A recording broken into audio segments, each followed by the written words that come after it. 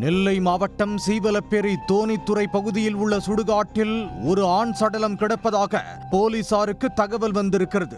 சம்பவ இடத்துக்கு வந்த போலீசார் சடலத்தை கைப்பற்றி ஆய்வு செய்திருக்கிறார்கள்.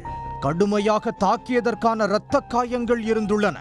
சடலம் மீட்கப்பட்ட இடத்தில் மது பாட்டில்கள் கிடந்ததால் மது குடிக்கும் போது ஏற்பட்ட தகராறில் இந்த கொலை நடந்திருக்கலாம் என போலீசார் நினைத்தனர்.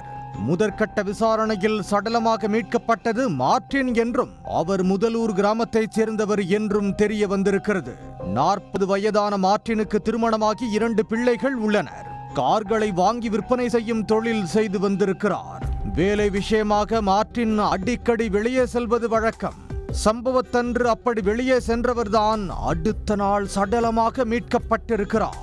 மார்டின் யாருடன் வெளியே சென்றார் போன்ற விவரங்களை போலீசார் சேகரித்திருக்கிறார்கள். அப்போது முருகன், நம்பிராஜன், கிதியோன் ஆகிய மூவரின் பெயர் அடிபட்டிருக்கிறது. உடனே போலீசார் அவர்கள் மூவரையும் பிடித்து விசாரித்திருக்கிறார்கள்.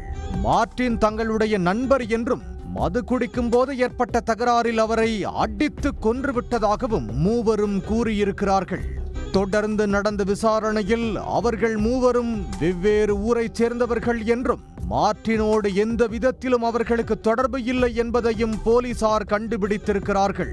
உண்மையை மறைப்பதற்காக அவர்கள் பொய் சொல்வதாக நினைத்த போலீசார் மீண்டும் அவர்களிடம் கிடுக்கிப்பிடி விசாரணை நடத்திய போதுதான் கொலைக்கான உண்மையான காரணம் வெளிச்சத்துக்கு வந்திருக்கிறது. மார்டின் ஏமன்குளம் என்ற பகுதியைச் சேர்ந்த இளம் பெண்ணோடு பழகியிருக்கிறார். அந்த பெண்ணுக்கு இன்னும் திருமணமாகவில்லை. அந்த பழக்கம் ஒரு கட்டத்தில் காதலாக மாறியிருக்கிறது. இந்த விஷயம் அந்த பெண்ணின் அண்ணனுக்கு தெரிய வந்திருக்கிறது.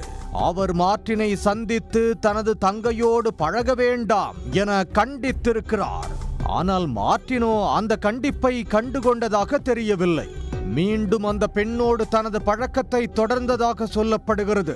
இதனால் ஆத்திரமடைந்த அந்த பெண்ணின் அண்ணன் கூலிப்படையை ஏவி மார்டினை தீர்த்து கட்ட முடிவு செய்திருக்கிறார். கூலிப்படையைச் சேர்ந்த முருகன், நம்பிராஜன், கிதியோன் ஆகிய மூவருக்கும் பணம் தருவதாக இளம் பெண்ணின் அண்ணன் பேசி முடித்திருக்கிறார். அவர்கள் மார்டினின் உயிருக்கு நாள் குறித்திருக்கிறார்கள்.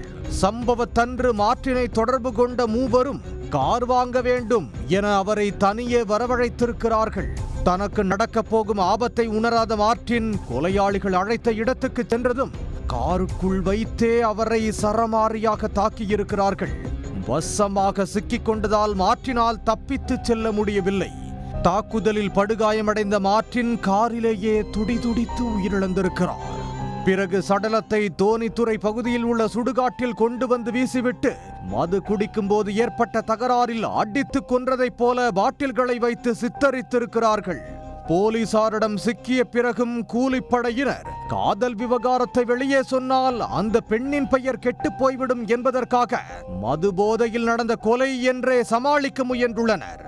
ஆனால் போலீசாரின் கிடுக்கிப்பிடி விசாரணையில் உண்மை வெளிவந்து விட்டது. கூலிப்படையைச் சேர்ந்த மூவரை கைது செய்த போலீசார் அவர்களை சிறையில் அடைத்திருக்கிறார்கள். மேலும் அவர்களை ஏவிய இளம் பெண்ணின் சகோதரனை தேடி வருகின்றனர். சம்பவம் நடைபெற்றது நாங்குநேரி காவல் நிலைய எல்லைக்குட்பட்ட பகுதி என்பதால் இந்த வழக்கை சீவலப்பேரி காவல்துறையினர் நாங்குநேரி காவல்துறையிடம் ஒப்படைக்க உள்ளனர்.